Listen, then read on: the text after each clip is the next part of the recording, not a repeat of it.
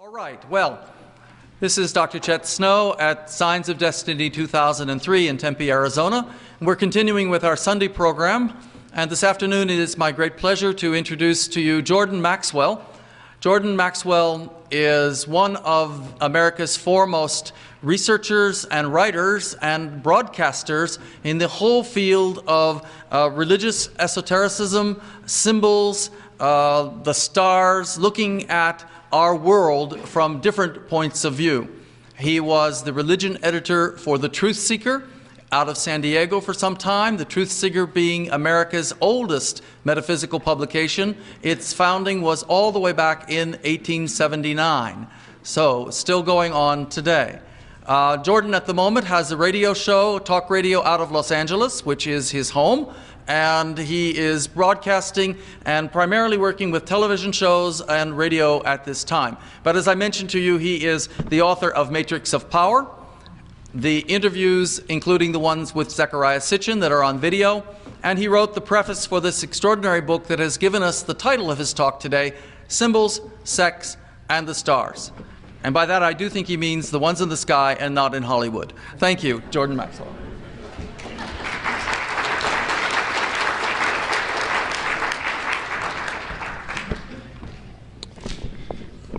Thank you all. I want to thank Chet for having me here, and I appreciate the invitation. Before I begin tonight, I have a couple of announcements. First of all, I want to say I'm very honored to have in the audience Sir Lawrence Gardner. I have been impressed with his brilliance and his work, and I'm delighted to have him in my audience. Carry on, Lawrence. So anyway, many subjects have interested me in my life, but one of the high points of being able to travel and speak to audiences, one of the few things that I have gotten out of my life's experience is to meet interesting people. And I'd like to pay tribute to three people who have influenced my life greatly. Probably the most impressive man I have ever personally known and has impacted my life was Mr. Manly Palmer Hall. Manly P. Hall, if you do not know, is one of the most brilliant spiritual men that I have ever even read about. And so I want to pay tribute to Mr. Hall, who is no longer with us. A very wonderful man. Two other people who have influenced me are here with us at this conference, and they have in fact impressed me a great deal with their work, and that is Dr. Louis Turey and William Henry. I believe William Henry's work is extraordinary, and there's a lot more to Dr. Louis Turey than meets the eye. He's a brilliant man.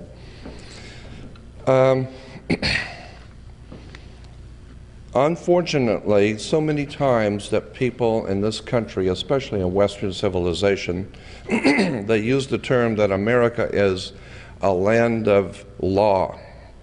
This is a country that's based on law.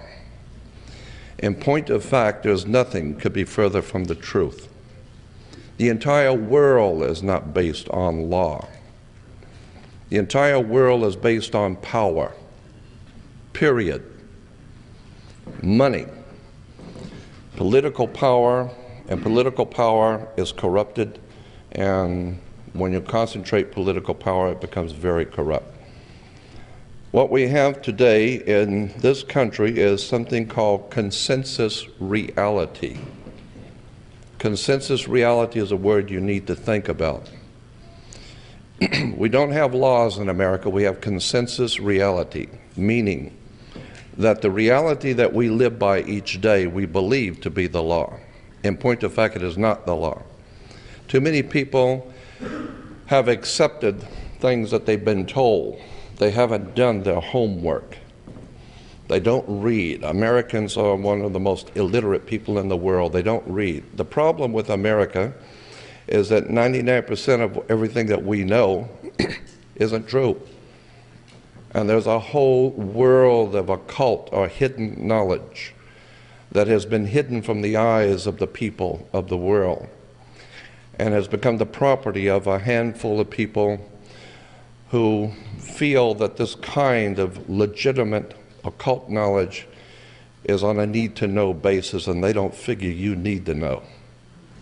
So consequently, and I understand that thinking, but I would suggest that you think about the principle that if you, say, have a two-story building and you're going to put a lot of weight on the second floor, you're going to bring in big computers or printing presses or whatever, the smart thing to do, if you're wise, before you bring in any heavy weight, you might want to go downstairs, get a tall ladder, and hire someone who knows what they're doing, and go up through the ceiling tiles and look at the foundation of the floor you're going to put this weight on to see if it's going to carry it. So what you have done, because of your intelligence, you're standing under the foundation you're going to build on. This is the concept of standing under to get understanding. If you don't understand the basis of the things you believe, you're going to be taught all kinds of things. You need to do your homework. You need to go back to the beginning of all things, and do not take anything for granted. Mr. Manly Hall once quipped that always trust a person looking for the truth. Don't ever trust the one who's found it. Because the universe is not only stranger than you imagine, it's stranger than you can imagine. And one lecturer one time made a statement that stuck with me. He says, if you can discuss with a large audience something about God so that everyone can understand what you're saying, then that would prove conclusively that you don't know anything. Because any God that your pea-brained, ignorant, ill-informed, unread intellect can understand cannot be that great power that has divinely ordained the universe. What you need to understand is we have no comprehension at all of the divine. The world is far, far bigger and deeper than you suspect. Our lineage as humans go back hundreds of thousands, and if Michael Kramer is right, perhaps even millions of years. We're discovering now civilizations that have existed for probably hundreds of thousands of years that we just were not privy to know about. I believe that these are the days in which the Bible calls the days of the meting out of justice. What goes around comes around. And it's a time in which the powers of the universe are going to enlighten mankind whether they're ready or not. And unfortunately, I don't think there are too many people in the world who are ready for the very near future that's coming.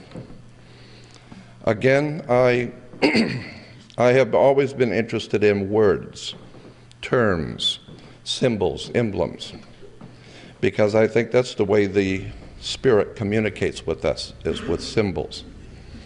The Romans, the ancient Romans had a saying in their law that said, quote, "Let them who wish to be deceived, be deceived." Quite simply, the Roman law was, if you're so stupid to want to be deceived, go ahead. If you had any brains at all, you do your homework and take many, many days and hours, the kind of thing that Sir Lawrence Gardner does. Spend a lot of time researching, studying, and then you're going to find out, yes, what we're faced with in this world is consensus reality. It has very little to do with the real truth. The real truth, you better wake up and find out, has been around you all of your life. You just didn't see it. A classic example, a humorous one to start with, a more serious later. I don't know if any of you have ever heard of this. It's been around for a while. Abraham Lincoln was elected to Congress in 1846. John Kennedy was elected to Congress in 1946. Abe Lincoln was elected president in 1860. John Kennedy was elected president in 1960.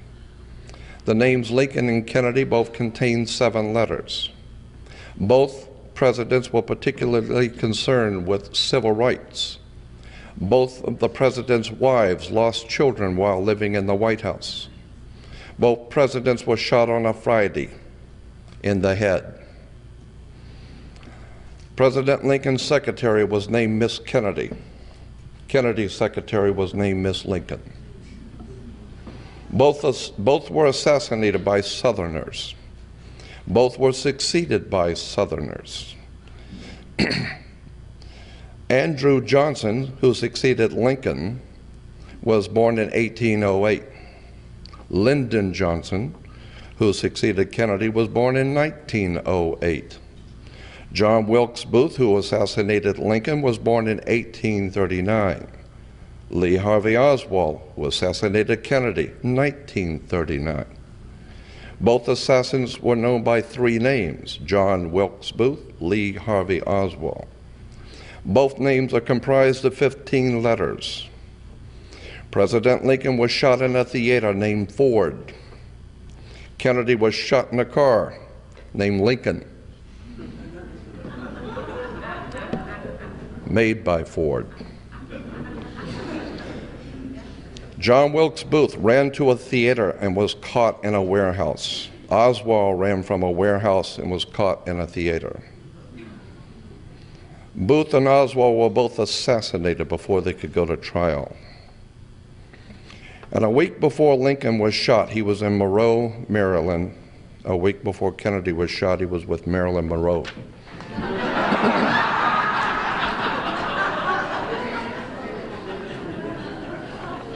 I read you that to impress upon your minds that there is an occult world going on around you. The men in power in this world that we live in are there by divine appointment.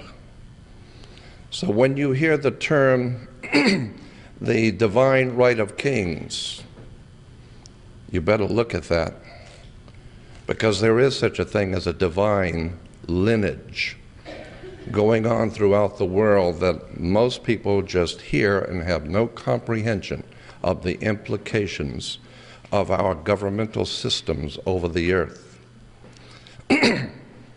I'm nowhere near being an authority on anything. I've never been the world's foremost authority on any subject. I feel that I am an ordinary man pursuing extraordinary knowledge. As ill-informed as I have been and am now, I'm smart enough to know that there is a God in the universe. There is a divine presence in the universe that men have called God. But I'm also very much aware that men's minds have misused and abused the Spirit. And the sacred will allow you to do whatever it is you're going to do, but there's a time that what goes around comes around. And I am warning my audience to keep in mind that there is a spiritual matrix, a dynamics that's at work in this world today, and there are events coming upon the inhabited earth that men are falling into heart attacks and traumas because they understand what is about to happen on the face of the earth. We are in some momentous times, and I believe the spirit of the God is operating in mankind today. What I'm saying is that we are in for some interesting times, because the powers that be on this earth are vying for power. And again, let's go back to the concept of words and terms and how they affect us. Let me give you an example. Corpus Juris Secundum is an encyclopedic set, huge, maybe 100 volumes or more, in our good law library. Corpus Juris Secundum is the complete restatement of the entire American law as reported in all cases. Anything that you would call American law is in Corpus Juris Secundum, period. Under attorney and client, Corpus Juris Secundum says, under the heading of attorney and client, an attorney has an obligation to the courts and to the government no less significant than his obligation to his clients. Thus, an attorney occupies a dual position that imposes dual obligations. His first duty is to the courts and to the government, and not to his client. And whatever duties his client may conflict with those he owes as an officer of the court, the former must yield to the latter. So if you hire an attorney and you don't like what's happening in the court, then you got nothing to say about it, period. A client is one who applies to an attorney or a lawyer or a counselor for advice in the direction of question of law. So if you hire an attorney, you will become known as a client. A client is also called, quote, a ward of the court, end quote, in regard to his relationship with his attorney. So if you hire an attorney, you're a client. And if you're a client, the law says you are a ward of the court. Why is this important? Because in Black's Law Dictionary, it says a ward of the court is an infant or a person of unsound mind. Basically meaning if you hire an attorney, you're an idiot. Why? Because if you had any sense, you wouldn't be in court to start with. Why do we have a court? You play basketball and tennis on a court. How do you play tennis on a court? With a racket. Why? The whole thing's a racket. You think they use these terms by chance? You better go back and do your homework. There's something bigger going on here. I'll talk about courts in a minute. One of my favorite subjects is law. I know nothing about it, but I'm fascinated with it. In a law dictionary, you talk about being human. You know, well, I have human rights, the Human Rights Commission. You know what the word human means in a law dictionary? Hue is a word for color. So you're a colored person. Hue, man. You look up the word human in a law dictionary, and it says, sea monster. Law dictionary, not Jordan Maxwell. Sea monster. Okay, you look up the word monster. A monster is a human being by birth, but in some parts resembling a lower animal. A monster, having no inheritable blood and cannot be an heir to any land. So much for being a human being. And of course, that is the way the superior authorities on the earth view the human family. And I have for many years made myself known around the world as being a revolutionary, radical thinker. I have a lot of problems with government and tyranny, totalitarian fascism. Like Indiana Jones said in one of his movies, I don't like Nazism. I don't like Nazis. I don't like tyranny. I don't believe the God that created us divinely ordained us to be in chains. I think that the human spirit has always and will always rise above petty politics. But I also understand, I may not agree with necessarily, but I do understand the thinking of powerful men who look upon the masses as nothing but a bunch of sheep. Because in point of fact, too many of us act like that. In the book 1984, George Orwell, that was published in 1948, let's see, who was it that did the forewords? There was a quote. There was a quote in the 1984 original edition that said this, quote, as political and economic freedom diminishes, I'm sorry, it was Aldous Huxley, Julian Huxley. Julian Huxley said this in 1984 book. As political and economic freedom diminishes, sexual freedom tends compensatingly to increase. And the dictator, unless he needs cannon fodder or families with which to colonize the empty and conquered territories, will do well to encourage that freedom. in conjunction with the freedom to daydream under the influence of narcotics, the movies, the radio, and it will now help to reconcile his subjects to the servitude which is now their fate. So the people who run this world know that most people couldn't care less about truth. America's not the land of the free and the home of the brave. We're not free or brave. Need to wake up and find out we're just here.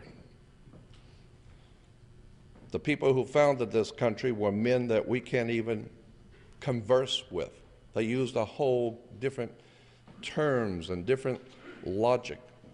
They were men of renown, brilliant, intelligent men who were students of history.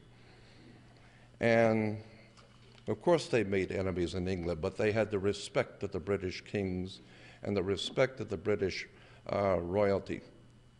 They may not have loved them, but they respected them because they were brilliant, intelligent men. Unfortunately, our country today has very few, if any, on those qualities left. Let me give you an example of how people play with your minds. In television, you have something called the Emmys. The Emmys they come out of Washington, D.C., and unfortunately, I forgot to put down what this name is, but the acronym is NATAS, National Academy of Television Arts and Sciences. Yes, NATAS, National Academy of Television Arts and Sciences, puts out the Emmys each year. NATAS. Go backwards. SATAN, okay? I don't believe in Satan as a devil. It's not an article of my faith, but I do believe that there is a profound presence of dark power on the earth. The word devil is simply the word evil with a D in front of it. And the word God comes from a German word Goth, which gives us the root word for good. You take an O out of good and it becomes God. And God is good and devil is evil. You need to understand that words and terms are divinely put into a flow so that your mind can accept concepts. I don't accept anything. I want to know. Christians are called believers. I've often wondered, why would anyone call themselves a believer? I mean, if you are on death row, or if you are being tried for a capital crime, and your attorney is going through the different jurors, and they come across someone and they ask you, do you know anything about this case? And you say, oh yes, I already have decided this guy is guilty, and that's it. Well, they can't use you. Why? Well, because you're prejudiced. You haven't even heard the facts yet, and you've already decided. So consequently, you are a believer. You believe that the person is guilty, which obviously shows you do not have an open mind. You are not very well read, and consequently cannot be trusted to make any kind of a decision. And consequently, today, in religion throughout the world, unfortunately, they are believers. Why? Because they don't know anything. They're believers. Once you understand what words mean, the very word church is a classic example. We have Christians talking about Christ, having no idea in the world what the word Christ means. How would you know an antichrist if you don't even know what the word Christ means? Christ comes from a Greek word Christos, which gives us Pillsbury Crisco. Crisco is a cooking oil. That's what Christos or Christ means, oil. Therefore, Jesus the Christ is Jesus the oil, Jesus the Christos. The Christos, the oil, yes, because oil, you ask any Christian, why is Jesus called the Christ? They will tell you because he was the anointed. Why? Because even in the British tradition today, the king and queen is anointed in the head with holy oil.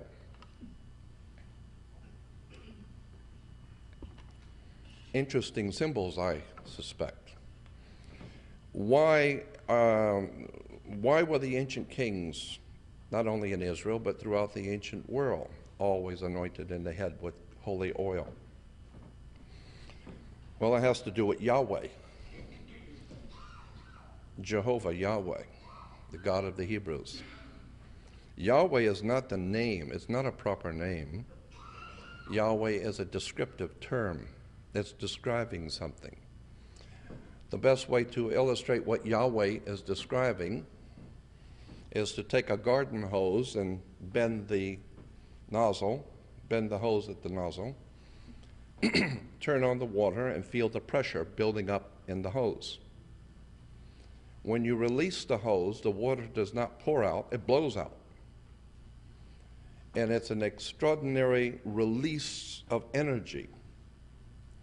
And that extraordinary release of dynamic energy, it was pinned up, that is released, is referred to in the ancient Phoenician world as Yahweh.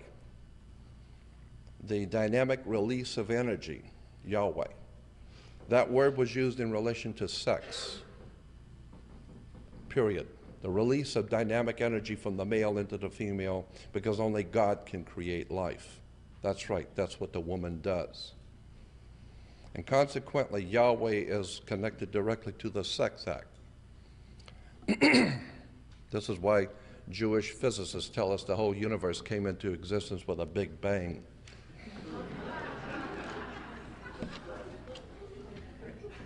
You need to do your homework on words and terms. You will find that there's an extraordinary ignorance among the people of this world in relation to theology and religion.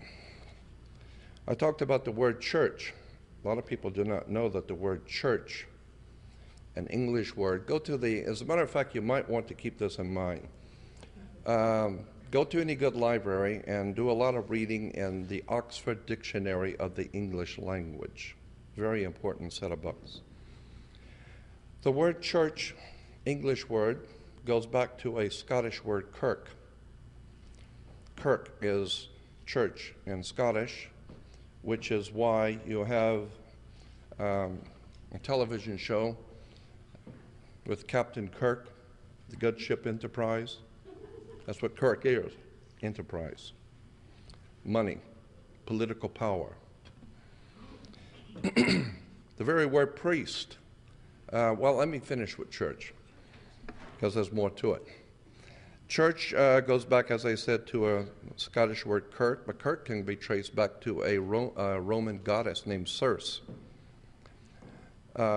Circe in Rome can be traced back to a Greek goddess Circe. She was called Mother Circe. I'm not making this up. Mother Circe in the ancient Greek was known as an enchantress. She was able to hypnotize people, bring them into her house, turn them into pigs, and eat them, and live off of them. And this is what has happened today. Mother Circe, Mother Kirk, Mother Church has hypnotized nations and people to come into her house, turned them into animals to be used as cannon fodder for wars throughout the world, and live off of them. I had an FBI agent in 1989 called me from San Diego, and he said, "Jordan, this is a social call, not a business. I'm calling you to tell you that the FBI has been watching you for many years. We're following everything you say and do. But I want you to know, as a social call, that your government at this time," and that was in '89, "your government at this time does not consider you to be a threat. However, if people begin to, because they're hearing you, but if people begin to listen to you, and you begin to grow in popularity, the established order is going to have to take another look at you. And your government is not concerned too much about what you do, because you do not advocate ever taking up arms or in any way overthrowing government. And so we, even at the FBI, are interested in how you do and what you do. But he said to me, however, there will come a time that if you continue to expose the church, there will come a time when they will have had enough of you and they will deal with you. And his words to me were, the church in America, unfortunately in the rest of the world, is organized crime. At its highest levels, it is high politics, major money. And anytime you got major money and profound effect on masses of people, you've got to know you have organized crime. And then when you see the criminals, which you can watch on, they're not even criminals actually in America. We have dopes. And these dingbats who are on television, who are promoting their brand of Christianity, have no concept of the foundations of real Christianity. Unfortunately, they're making millions of dollars soaking the public because it's an entertainment affair. It has nothing to do with truth. As a matter of fact, if you go to the dictionary, an ordinary dictionary, look up the word priest. It comes from a Greek word meaning a head or the head of cattle, basic meaning the leader of the herd of cows. This is in a dictionary. So if you're a priest, you're leading cows, you're leading the herd. Again, I just believe that looking at words and terms and symbols is extraordinarily important, because for the first time you will discover how much you didn't know. And I'm sure that probably many of you have heard of the Celtic Druids. The Druid system in Europe has dominated most all of Europe. It even influenced the thinking in Eastern Europe, but it dominated Western Europe, and it dominates America. And one of the most important symbols in the Druid religion, and it wasn't just a religion, it was a governmental, theological, governmental system at work in Europe. And one of the most important symbols in Druidism was a magic wand, like Merlin the magician with his magic wand. Well, magic wands were always made out of the wood of a holly tree. It was always made out of Hollywood. And today, there's a lot of magic going on in Hollywood. The people who run Hollywood are many things. I know, I've lived there for some 40 years. I have been friends with many of the people in Hollywood. And I have noticed that they are many things, but stupid is not one of them. They're brilliant people who are on the cutting edge of intellectual acumen. And they're telling you a lot of things in movies. We watch things like Indiana Jones and Raiders of the Lost Ark. Profound stuff, I suggest, because Steven Spielberg is many things, but stupid isn't one of them. I know the lady from England who is in charge of his personal library at SKG. I've gone up to visit her. And from what I was able to see, Steven Spielberg has a personal library that would blow your mind. It's an incredible collection of brilliant reference works on the ancient world and religions, etc. But when you begin to look at the stories, look at this. America wants the lost ark, and they're sending the best man they've got, Indiana Jones. And why? It's because they know the Nazis are looking for the lost ark. And anything the Nazis are looking for, America wants first. Because the Nazis are not stupid either. And if the Nazis are looking for, and Hitler wants the lost ark, it must be important. And if it's that important, then America wants it instead of Nazis. So consequently, Indiana Jones is sent to find the lost ark. Where does he go first? Well, the same place the Nazis go first, obviously, to Tibet. Northern India, Tibet, remember? Why Tibet? And he finds the Nazis are already there. They're looking for the key to the lost ark also. Now, in the movie, the metaphor and the symbol is, of course, this little crystal that's going to point to exactly where the ark is. But it's a metaphor. Tibet is important in the understanding of the lost ark. And then after they get the key, what's the next place that the Nazis and Indiana Jones go? They go to the Holy Land, to Israel. No. They went to Egypt. Why Egypt? There's a reason why England, France and Germany, and America, but mostly France, Germany, and England, have been busy spending huge sums of money over the past 150 years in excavations in Egypt. Why do you think Lord Carnarvon financed the expeditions into Egypt and looking for lost tombs, etc.? All of this has a mystique of Indiana Jones, but in point of fact, there's something very serious going on here, because these people in England, France, and Germany that finance these expeditions are looking for something. And it's not the pretty artifacts to show the children in a museum. The men who run this world know that there's something very serious going on the planet. Tibet plays a very important part, and Egypt plays a very important part. You better go back and look at the megalithic architecture around the world, from the pyramids to Stonehenge. And Stonehenge itself used the same measurements that was used on the pyramid, the Great Pyramid of Giza. If you've never been in the Great Pyramid of Giza, I will tell you it's an extraordinary experience. I laid in the king's sarcophagus and was blessed in a ritual by a Kemite priest. It's an extraordinary experience seeing that much of massive building, and only until one has been to Egypt and been privy to see the temples do you begin to understand how much America has not been told. There are extraordinary things in Egypt, and it has nothing to do with the people who live there today. It has nothing to do with the Arab population that live there today. We're talking about ancient Egyptians, and we're not talking about 2,000 or 3,000 years ago. We're talking serious ancient.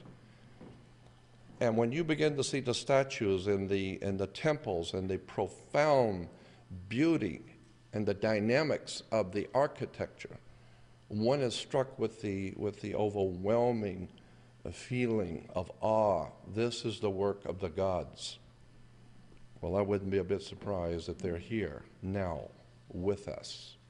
I'm totally convinced that when the Bible talks about, "Come, let us make man in our image, after our likeness," I talked to Rabbi, I'll not use his name, I talked to a rabbi as far back as 1965, 64, who at that time was the head of the American Rabbinical Association, some large organization in America of Jewish rabbis, and I asked him about that quote, "Come, let us make man in our image, after our likeness." And he said that there are many ways to read the Bible, of course, but a correct reading of that particular scripture in Genesis does not say God created man. As a matter of fact, the entire Old Testament does not say God created man, period. But what it does say is, "Come, let us make man in our image, after our likeness." Not create man, man's already here.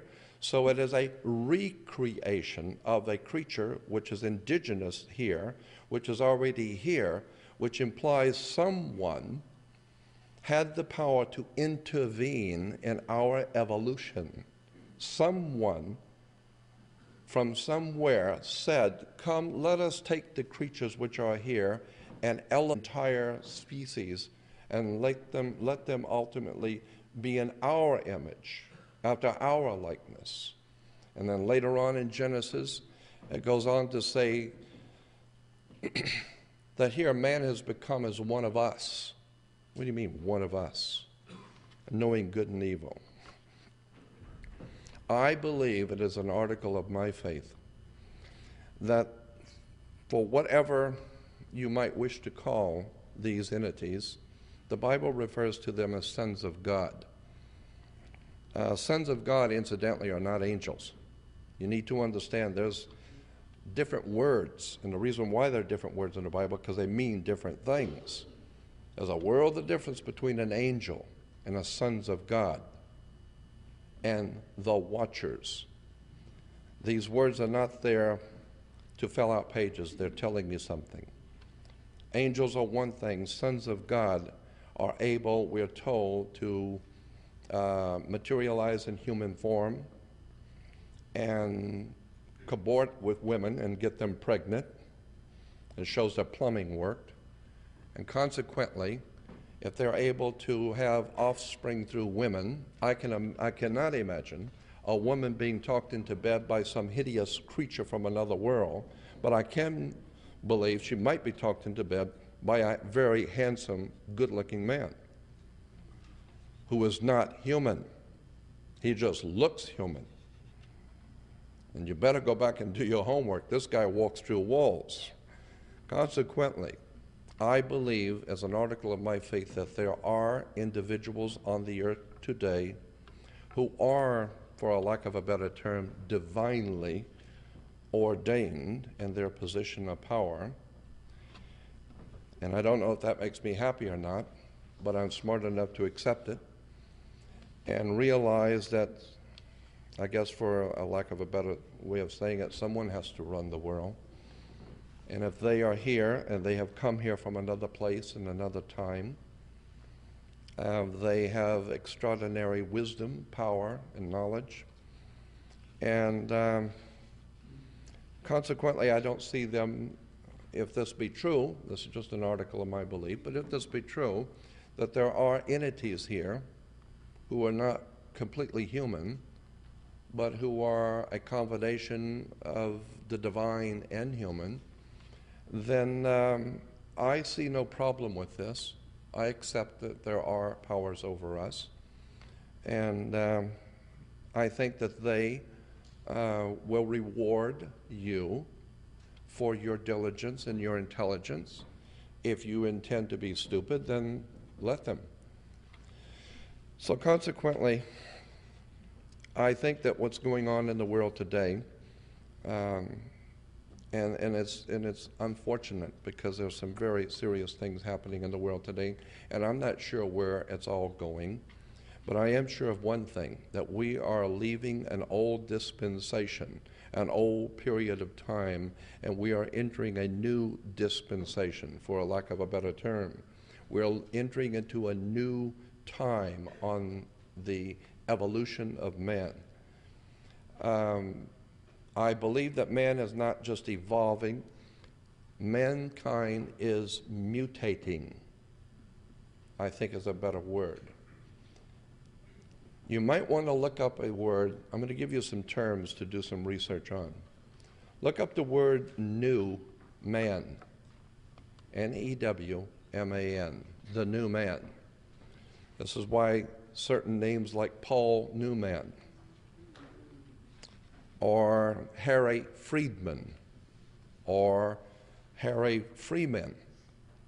Free man implies that you were born to a family who are considered free, so therefore your last name is Freeman. Or if you were born into a slave family and have obtained your freedom, you become Harry Friedman. If you are now a part of the mutation of the human family into what is called the new man, you can have a name like Harry Newman, okay? New man. Adolf Hitler talked about the new man. You need to look at that word and the terms and the implications thereof. I believe that the church and religion in general in the Western world, which is to say Judaism and Christianity, have given to the world much good and has been beneficial. But like any and all technologies and thinking, it has also brought with it many things which have hurt the human family. And so I think that this is why the human family is being mutated. I think we're being brought into a new world that you are not going to recognize in the next 20 to 50 years. I think this is going to be necessary because the way we're going now, our world is out of control. The violence and the hatred among peoples is going to have to be done away with. We're going to have to do something about the facts of life. And the facts of life is that the other people are on this earth and you didn't put them there. Other people are on this earth because the God who created life has allowed all of us to be here, and somewhere along the line there's got to be order on this planet. And I believe that there are certain individuals are ordained to make sure that happens. So I don't have any problem with power. I have problems with people who misuse power. But those people who have the power to do something for the good of mankind, I am sure that they are working around the clock, taking care of their business. Again, I go back to the concept of consensus reality. Don't ever just accept anything on its face. First of all, I have no, and let me say this publicly, I have no respect for the skeptic society, period. Because I don't like religion, period. I'm interested in truth. And anyone who gets paid, financially gets paid to be a skeptic doesn't impress me. People who call themselves scientists and they're doctors, they have PhDs, that doesn't impress me either. All of Hitler's top Nazis were all doctors, PhDs. Dr. Mengele, who murdered children. So I'm not impressed with doctors. I'm not impressed with government. I'm not impressed with mankind. I'm impressed with the foundations, the ancient foundations of the human family and where we're going as a species on this earth. And I realize that there's some serious things going on in this world that we need to look at. Where is the United States? You ask any American today, where's the United States located? Well, that's silly. Oh, is this silly? You think so? Do you know where the United States is located? Because you need to understand there's a world of difference between United States and America as a country. In 1870s, 1878 to be exact, there was a privately owned corporation incorporated called United States Corporation. And it was stipulated in the corporation papers that anyone who would work for that particular corporation would be called a citizen, not an employee. It's a privately owned corporation. It was referred to as United States. So today, if you're conducting business in this country and someone asks you if you're a citizen of the United States, and you say yes, because you perceive the question is, are you lawfully in this country to do business? And you say yes. They didn't ask you if you were a citizen of America. They didn't ask you if you were lawfully in America. According to international maritime admiralty law, they ask you a question. Are you, of your own volition, out of your own mouth, testifying that you are a citizen of the United States? The United States is a privately owned corporation. It's a privately owned company. And if you say, yes, I am a United States citizen, now that makes you an employee of a privately owned foreign corporation. The United States, the very word United States means, quote, the Philippines, American Samoa, Guam, Puerto Rico, Virgin Islands, and the Northern Mariana Islands, period. So when you use the word United States, that's what it means. The corporation headquarters is in Washington, D.C. You also need to understand that Maryland is Mary land, and that Virginia gives us our word virgin or vagina. Virginia, virgin, Maryland. The two together is a center of power, Virgin Mary, Virginia, Maryland. What does this have to do with anything? Well, that's the center of power in America, under the Virgin Mary. You need to look at the Vatican. Once you begin to look at the Vatican, now it's going to get serious. Because you need to remember that the Pope has dominated Europe for some 1,600 years. And Europe has dominated the world for 1,600 years. And our American system is a Vatican system. We live under the Vatican in this country. The Vatican system, of course, is based on the ancient Roman system. And in Rome, the seat of power for Caesar was called Capitol Hill. And so every morning, Caesar would go up on the hill, Capitol Hill. Capital is a Latin word for money. You either have the capital or you don't. And consequently, in the Capitol Hill, Caesar would meet with the Senate. That's what we have, a Senate. The symbols of the ancient Roman Senate were two fasces crossed, the crossing of the fasces. That's the symbol of the United States Senate, crossing of the fasces. When you see the President of the United States standing and speaking to an audience in the room where the podium and then the Speaker of the House and the Vice President sit behind him, watch that on the news every night. Somebody's always making a speech in that room. When you see someone making a speech in that room, look on both sides of the podium. Don't look at the person talking. Look at the symbols. For many will look with their eyes but not see, and will listen with their ears but not hear, and with the heart not get the sense of it. You need to open your eyes and look at the symbols on both sides of the podium, which is about an 8 or 9 foot high fascia, called a fascia, a bundle of sticks with a hatchet head, the symbol of royal power in Rome. Our system is under Rome. Doesn't matter what you think of the Roman Catholic Church. It doesn't matter what you think of the religion of the Roman Catholic Church. All you need to know is your country is dominated by the Pope, period.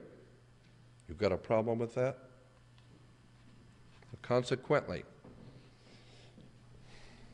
when you begin to look at this way our government operates and the words that are used and the symbols, you begin to see that the most powerful law in the world, and let me explain to you this. There are two basic kinds of law on the earth. One is called civil law. It goes back to a Latin word civili. The Ilis were, in the ancient world, the gods. Civili means the people of God. So we have something called civil law. Civil law is a law of the land. But in every country, the land is different. So that you can do things in America you can't do in Russia. You can do things in China you can't do in Africa. Because the civil law is based on the culture of the people who live on the land. But there's a far, far more powerful law that the kings and the powerful men of this planet live by. And it has nothing to do with civil law. It's called the law of water. Because on the earth there's only two things, land and water. There's 3 times more water than there is earth. So the law of water is 3 times more powerful than the law of civil law. It's called the law of the high seas, the law of water. This is why the Vatican is called the Holy See. The sea is considered holy by the masters of this planet, the waters of the earth. And consequently, based on that idea that the law of the sea is the most powerful law on the earth, it's referred to as banking law. The law of money is the law of the sea, the cash flow. And once you understand that you can get a credit card in China and use it in Africa, you can get open up a bank account in New Zealand and use it in Alaska. Why? Because it's banking. And now you're talking money. And consequently, money is run around the world in one operation. Banking is one thing. Once you understand that the law of the land is the people's law of their culture, but the law of money is called the law of water. This is why, incidentally, the Statue of Liberty could not be put on American land. It was put in a harbor, because the Statue of Liberty is a maritime admiralty symbol. It's a symbol of, it's called the Statue of Liberty, not the Statue of Freedom. There's a world of difference between freedom and liberty. Liberty means you ask your father if you can use the car. If he says no, you don't use it. Liberty is what a sailor gets when he pulls into harbor. He asks the captain if he can leave.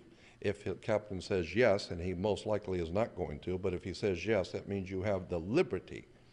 You pull liberty. You don't have freedom. America is not the land of the free and the home of the brave. We're not free or brave. We're ill-informed, entertained, and totally ignorant to the powers that be on this earth and how it works. But let me give you an example of how the law of water works. When you go into a court, why do you have to go to court? As I said, you play tennis and basketball on a court. The whole idea in a court is to put the ball back in the other guy's court. So consequently, this team stands up and throws the ball at that team, and that team stands up and throws the ball back over there, and the judge sits here, and that's what he is, a judge. He's the referee. He doesn't care who wins or loses. Somebody's going to pay. And he's going to get paid, so he doesn't care who wins or loses. He's only there to make sure that the game is played correctly. It's called commerce, because the whole world is commerce. Look up the word commerce in a law dictionary. It'll tell you sexual intercourse. Marriage is a partner. Partner is a term that's used in business. And consequently, if your business with your partner doesn't work out, you're not going to God, you're going to court. And bring your check and your house and all your property with you, because it's just business, nothing personal. Consequently, I'll give you an example of how this works. When a ship pulls into a harbor, you need to understand the concept behind international banking. As a matter of fact, the judge rules from a bench in a courtroom. He rules from the bench. He sits up higher so he can look down on you, and you can look up to the law. And he sits on a bench. The word bench is simply a Latin word for a bank, so he rules for the bank. This is why he wears a black robe. But because the black robe in ceremonial black robes represent the planet Saturn. Saturn is the god of law, order, and banking. The inhibitor, the one who can put you in jail, can inhibit your business. Saturn. He's referred to as Lord of the Rings. Hollywood's still making movies about Lord of the Rings, and Americans just love it and have no idea in the world what they're looking at. They're telling you something, but you're not listening. So Saturn is the Lord of the black robe. Judges wear black robes. Catholic priests wear black robes. Rabbis wear black robes. Used to, kids graduating from high school and university wear black robe. Black robes are the robes of the planet Saturn. Saturn color was black. The god Saturn in the ancient Phoenician world was referred to as El, E-L. This is why if you're continuing today to worship the planet Saturn, you become known as an elder. How did you get to be an elder? You got elected with elections. Because you were elected, now you're one of the elites. You have become elevated. Consequently, words and terms are very, very interesting. Again, we go back to the court and back to maritime admiralty law, the law of banking. I want you to understand the concept behind banking. Banking is referred to, as I said, the law of water. An example is if a large ship from Japan pulls in and parks at the harbor. It's got $700 million worth of Toyotas or TVs on it. The ship was not here yesterday. It has come this morning, so it has manifested. So every single piece on that ship that's going to make money for somebody has to be accounted for. So the captain, which represents capital, money, the captain has to report to the port authorities all of the vital signs on every single thing sold and brought into this country. Is it a 4-door, 2-door? Does it have air conditioning, 6-cylinder, what? Every single piece has to have what is called a certificate of manifest, because it wasn't here yesterday, it's manifested. So you have to have a certificate of manifest with all the vital signs on it. Why? Because it's money, and it has to be kept track of. And when the ship pulls in and parks, it sits in its berth. All ships are referred to as she. There's a reason why. The ship sits in her berth, and it's tied to the dock. Consequently, these items are coming in on water. Money is changing hands. Maritime admiralty, banking, law. Now, it's a curious fact that, in point of fact, when you were born, you came out of your mother's water. Her water broke. You came down the birth canal. And when her water broke, you came out and you were birthed, because the ship sits in her berth. It's birthing the ship. And consequently, you have to have a birth certificate. And if you're taking a car off the ship and it drops and falls, now you've lost money. But that's all right, because the system allows for breakage. So you have to have a death certificate signed by the dock. The dock has to sign your death certificate, right? So you need to understand that you are a maritime admiralty product. You came out of your mother's water. You are a human resource. You need to understand the way banking and world government works. Again, I don't have any problem with this, because there's no need to have a problem with it. This is the way the world has worked for at least 6,000 or more years. All I'm saying is that when you need to understand that words and terms and symbols are used in religion, churches. Why do you have Jews going to synagogue? In this country, it's spelled S-Y-N-A, synagogue. No, that's incorrect. In Israel, it's spelled correctly, S-I-N-A. In the ancient world, in Arabia, there was a mountain called the Mountain of the Moon, a mountain of the moon god. Even in Africa today, in Uganda, there's a mountain of the moon. The moon god in Arabia was called Sin, S-I-N. You can look that up in an encyclopedia. S-I-N was not doing something evil. It was the name of a god, the god of the moon, Sin. In the ancient Arabic language, Ai was a mountain. You put the two together as the god of the mountain was Sin Ai, or Sinai. Mount Sinai is the god of the mountain, the moon god. This is why Moses was a leader of a lunar cult. In the Vatican and throughout Europe, Moses is pictured in sculpture and paintings with horns. These were the lunar horns. It's because the Jews celebrate their holy days after sundown. Well, of course, that's when the moon comes out. And consequently, the Bible even starts off in Genesis. This was the evening and the morning. So days are counted in the Jewish tradition from the evening to evening. Why? Because of Sin, Ai, or the god of the moon. Fascinating use of terms and words, as I said. You need to understand that once you begin to see how the laws and regulations of the world are put into place, the implication of the theological foundations of the world are so profoundly deep, go back so far into ancient history. You need to understand that the concepts in our mind of religion actually need to be, you need to define the terms where these things come from. Let's go back for a few moments to the Raiders of the Lost Ark. Again, why were the Nazis looking for the Lost Ark? Also, I don't know if any of you caught this in Indiana Jones, but there was a Frenchman leading the Nazis in their pursuit of the lost ark. What was this Frenchman all about? Why was he the authority and the Nazis were following him? Well, it has to do with something called the French Grand Orient Temple Masonry. It has to do with the French are not stupid either. As a matter of fact, France is probably the depository, the largest depository of the occult literature of the world in the Louvre Museum.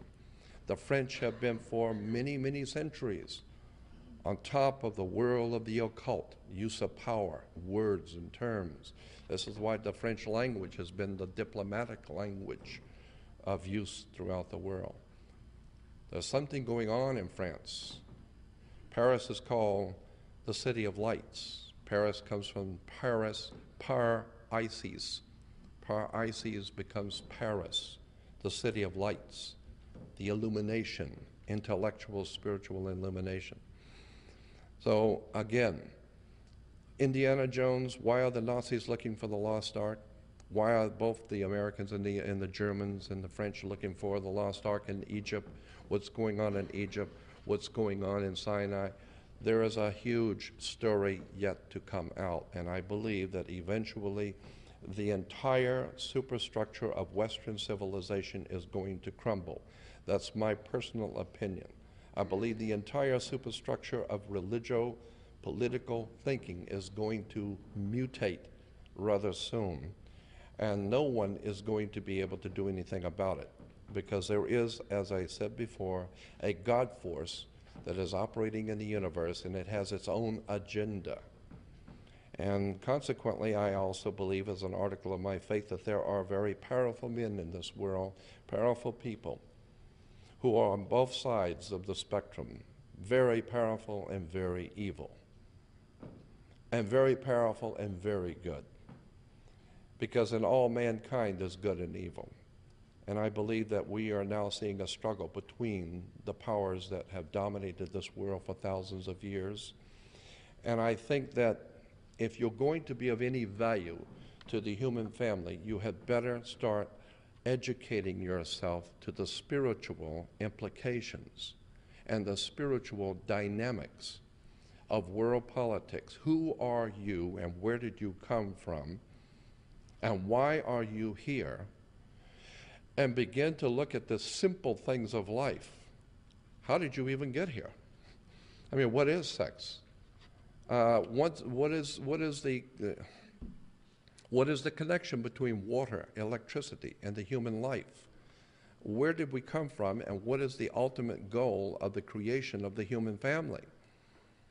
And consequently, you begin saying, my God, these are the same questions the great thinkers of the ages have been asking. Well, I think very soon the gods, the Elohim in the Hebrew, the gods, and again, that's as I could talk about this stuff all night.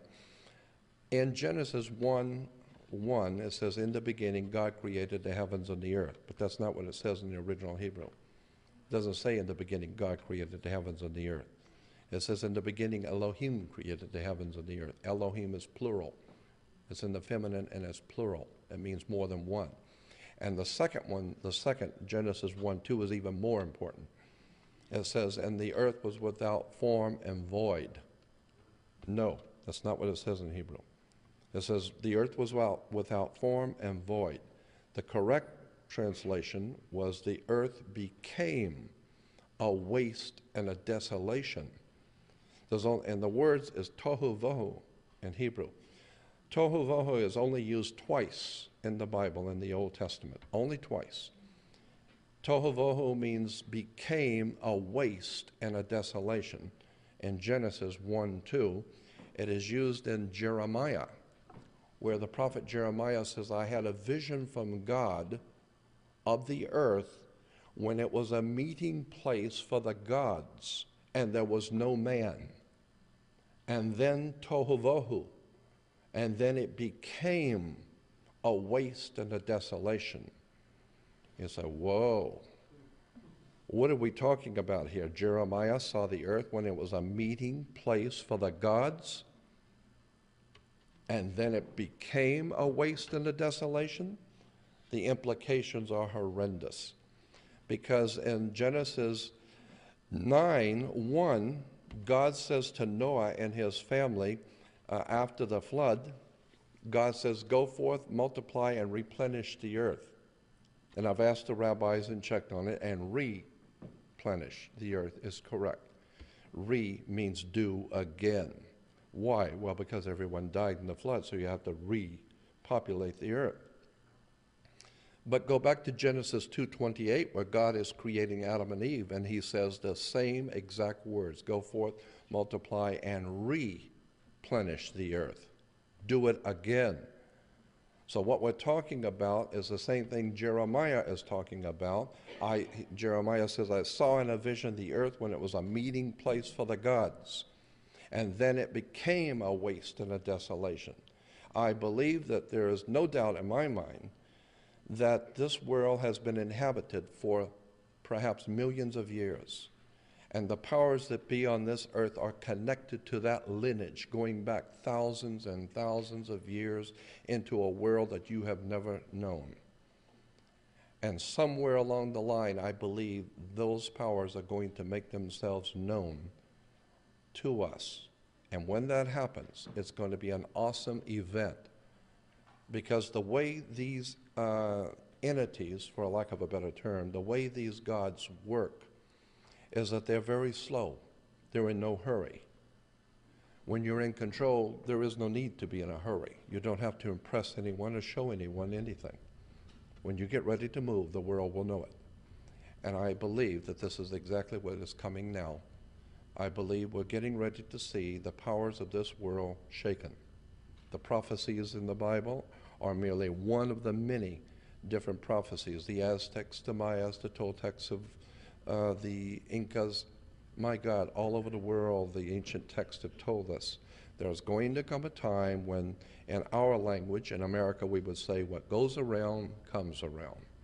And I believe that the divine presence in the universe, these entities that the Hebrews have called the Elohim, the gods, I believe they're going to very soon make their presence known. I think that Hollywood has known that. I think that even the concepts that are given to us in the motion pictures and science fiction movies are trying to tell you something. I think that Area 51, May 1st, May Day, 5/1. What is May Day? Why did the communists celebrate May Day? It's because even the American military, when you're in trouble, there was a May Day call. What are you talking about, May Day? You better go back and look at symbols. You better go back and look at the words and terms on which this whole world is based. I think we're getting ready for a time in which the mutation of the human family is going to be orchestrated by the powers that have brought us here to start with. And we're going to come face to face with the gods. We're going to come face to face, there's no doubt in my mind, with a presence that is going to be overwhelming. I had such an experience. I had an epiphany of my own. I was out on the desert with two of my friends north of Area 51, and it was about 1 o'clock in the morning, and it was totally overcast. Couldn't see anything. Turned the lights off in the car, and it's totally dark. We're 155 miles north of Las Vegas, 1 o'clock in the morning, out in the middle of nowhere. We get out of the car, and all of a sudden, just north of us, the clouds begin to open up, and two bluish-white glowing discs, the size that the moon would appear in the sky, not a little light zipping across, the size that the moon appears. Two bluish-white discs came through the clouds, and as they came through the clouds, they illuminated the clouds above them. They were awesome, is the only word I can think of. Behind them, 5 more came in. 7 bluish-white glowing discs, the size that the moon appears, and I was frightened to death. The 2 people with me were acting like they saw Santa Claus for the first time. They jumped around and were delighted. They were happy, and I was frightened. because I realized the implication of what I was seeing. I was born and raised in Gulf Breeze, Florida. At 8 years old, I was having entities in my bedroom. My whole life has been filled with other world experiences, but I have never personally been involved in anything like this. Spirits in my bedroom are one thing. This was frightening. I don't know who these people are or what they represent or what they're going to do here, but I'm getting out of here. And consequently, it was a frightening experience. 7 bluish-white discs hovered over us and began to maneuver around, and I believe that this was given to us as a prelude to something which is coming. So when I'm asked, do you believe in UFOs, I can answer truthfully, no. I don't need to. I've seen them. I've had too many experiences, as I said, from my childhood of 8 years old on up. I've had other world experiences. I've been involved in very strange and occult things which have happened, which are frightening. And that's why I have a legitimate fear of power. And that's why I don't mind submitting to people who are more powerful than I. I have no problem with that. I've even said to the gods that I'm willing to do whatever I'm supposed to do, but please don't abduct me. I don't want to go anywhere, and I don't want to wake up with something in my bedroom I can't handle. Don't frighten me. Don't frighten me. If I am to do something, then give me the work I am to do and show me what I am to do, and I will do the best to fulfill what my destiny is. But don't frighten me, because I am very frightened. I'm very, very fearful of the powers that rule this world, because they have the power of life and death in their hands. And I believe that they are picking individual people today according to their own design, according to their own agenda. And they are picking individuals today to help enlighten the whole human family. Because when they begin to make their move, they care nothing for what your views of anything are. They don't care what you think. They don't care how you view anything. You can have your own views of God. It doesn't matter. They're in charge. They've always been in charge. And when they get ready to make their move, you're going to know that what you thought was true wasn't true. And that's why when people say, well, all of this stuff about UFOs and extraterrestrials and paranormal is a bunch of bull, I always answer, you're probably right. You better hope to hell you're right. Because if you're wrong and you made a miscalculation and this world is inhabited by powers that are unseen, you better find out if that's true, and if it is, you better get in tune with it, because it's going to make its move soon. And I am so convinced, beyond a shadow of a doubt, that we are in a time in which the human family, again, is going to mutate. It's going to come face to face with the powers that be. And there's going to be a change in the affairs of mankind. And I am frightened because of the implications of this, because we're not ready. We're not a very well-read people. We're not very open-minded. I remember, I don't even know if I brought this out before, but I'm reminded of a quote that says, always trust a person looking for the truth. Don't ever trust the one who's found it. Again, there is something going on. There is a profound significance to the people who are on the cutting edge of intellectual achievement today. The work of people like, the writers and the authors and some of the people that are here today are on the cutting edge of a whole new technology of science, a whole new technology of power, and I do believe that individuals have been chosen to help the rest of the human family to progress and wake up and prepare yourself for what's coming. Because there's no doubt in my mind we're not going to continue the way we're going. We don't deserve freedom. We don't deserve to be treated as spiritual beings because we haven't acted like it. So, in concluding, I would like to say that one of the people I have had the pleasure of being in the company was Zachariah Sitchin. And Zach and I have talked about these things many, many times in private. I actually had a business deal with Zachariah. I wanted to do a 13-week miniseries with him. and he was all for it, and we halfway through the project and it fell through. But Zachariah is a very dear friend, and I did a private interview with Zachariah Sitchin. I said, Zach, I want to ask you my kind of questions. And so he agreed. And so I'm now making it available, a private interview that I did with Zachariah Sitchin. Again, I want to thank all of you for listening to me. I do tend to ramble, but the reason why is because my interests are so varied. I'm fascinated by law, money, government, religion, theology, symbols, emblems, national coats of arms, flags, harlotry, seals.